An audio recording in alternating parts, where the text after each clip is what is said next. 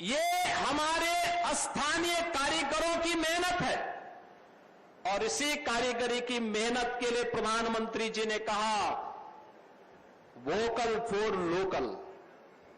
हमारे देश का पैसा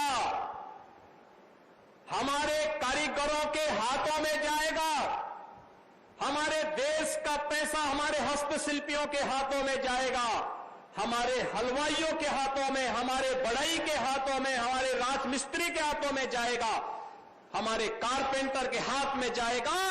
देश समृद्ध होगा, रोजगार का सृजन होगा। और अगर हम विदेशी सामान को खरीदते हैं तो बहनों और भाइयों, हम देश को विपन्न बनाते हैं। वही मुनाफा फिर देश के अंदर आतंकवाद को बढ़ाता है, अलगाववाद को बढ़ाता है, अराजकता को बढ़ाता है, गुंडागर्दी को बढ़ाता है, धर्मांतरण को बढ़ाता है।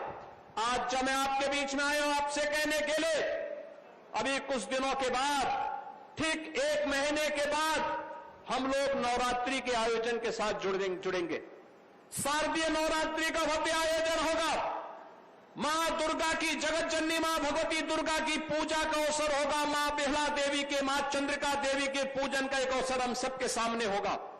और इस अवसर पर मैं कहना चाहूंगा, उत्तर प्रदेश सरकार ने माफिया मुक्त, दंगा मुक्त, गुंडागर्दी से मुक्त प्रदेश की बात कही नहीं, बल्कि इसको करके दिखाया है।